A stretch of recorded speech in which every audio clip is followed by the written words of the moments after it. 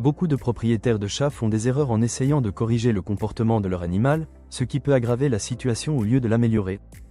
Un chat ne réagit pas aux punitions comme un chien ou un enfant, et certaines méthodes que tu crois efficaces peuvent en réalité le stresser, le rendre méfiant, et même renforcer les mauvais comportements. Dans cette vidéo, je vais donc te montrer comment gronder un chat efficacement, sans le traumatiser, et surtout les 4 erreurs à ne jamais faire. Reste bien jusqu'à la fin, car je vais te donner des alternatives concrètes pour que ton chat comprenne ce que tu attends de lui. Erreur numéro 1, crier sur son chat. Beaucoup de gens pensent que crier sur leur chat va lui faire comprendre qu'il a mal agi et qu'il arrêtera de refaire la bêtise. Pourtant, c'est une grosse erreur. Les chats ne fonctionnent pas comme nous, ils ne font pas le lien entre un cri et une faute. Au contraire, s'ils voient que tu hausses la voix, ils peuvent interpréter cela comme une menace et commencer à te craindre, plutôt qu'à comprendre qu'ils ont fait quelque chose de mal. Si tu te mets à crier dès que ton chat fait une bêtise, il ne retiendra pas la leçon. À la place, il risque d'associer ta colère à ta présence, et non à son action. Il pourrait alors commencer à se méfier de toi, à éviter le contact, voire à devenir stressé et anxieux. Certains chats réagissent même à la peur en développant des comportements agressifs. La bonne méthode ? Il faut parler d'une voix ferme, mais calme. Un simple « non » dit d'un ton sec suffit souvent à interrompre le comportement. Ensuite, il est important de proposer une alternative à ton chat. Par exemple, s'il griffe ton canapé, ne te contente pas de lui interdire, redirige-le vers un griffoir et récompense-le lorsqu'il l'utilise. C'est en l'encourageant à adopter les bons comportements que tu obtiendras des résultats durables. Erreur numéro 2, le punir physiquement. Une autre erreur très répandue consiste à pousser, taper légèrement ou attraper son chat par la peau du cou pour le punir. Certains pensent que ces gestes sont anodins et qu'ils permettent de montrer à leur chat qu'il a mal agi. Pourtant, c'est l'une des pires choses que tu puisses faire. Les chats sont des animaux très sensibles, et la violence, même légère, peut avoir des effets désastreux sur leur bien-être émotionnel. Si tu tapes ton chat ou si tu le saisis brutalement, il va associer ta main à une source de douleur ou de stress, ce qui peut le rendre peureux ou agressif envers toi.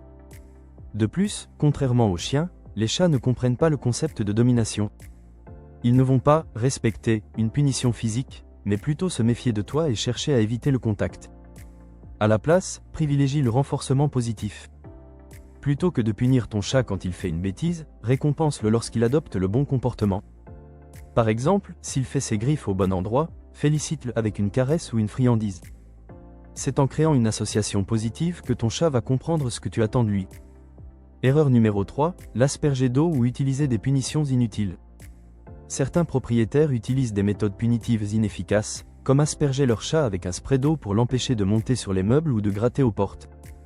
Si cela peut fonctionner sur le moment, c'est une solution contre-productive sur le long terme.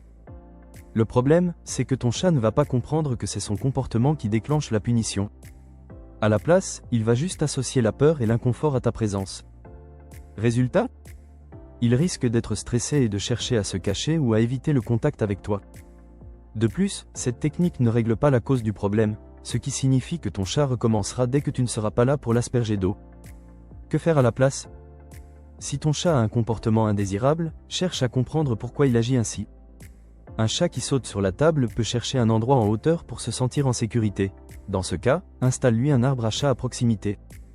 Si ton chat fait ses griffes au mauvais endroit, utilise des répulsifs naturels, comme du citron ou du vinaigre, et mets-lui à disposition un griffoir plus attractif. Erreur numéro 4, le gronder trop tard. L'une des erreurs les plus fréquentes est de gronder son chat après coup, une fois que la bêtise est déjà faite. Pourtant, si tu le punis trop tard, il ne pourra pas faire le lien entre son comportement et ta réaction. Contrairement aux chiens, les chats ne comprennent pas la notion de faute passée. Si tu rentres chez toi et que tu trouves un coussin éventré, puis que tu grondes ton chat, il ne comprendra pas que c'est à cause de ce qu'il a fait il y a une heure. Il verra juste ton énervement et risque d'être stressé sans raison apparente. La solution ? Il faut réagir immédiatement après la bêtise, sinon mieux vaut ne rien faire. Si ton chat saute sur la table devant toi, tu peux lui dire un « non » ferme et le reposer au sol.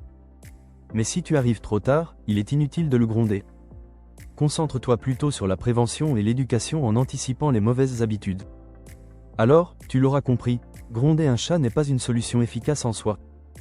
Pour que ton chat comprenne ce que tu attends de lui, il faut éviter les erreurs classiques, privilégier une approche calme et cohérente, et surtout renforcer les bons comportements plutôt que de sanctionner les mauvais. Si cette vidéo t'a aidé, pense à laisser un pouce bleu et à t'abonner à la chaîne. Et surtout, dis-moi en commentaire, Quelle est la plus grosse bêtise que ton chat a déjà faite?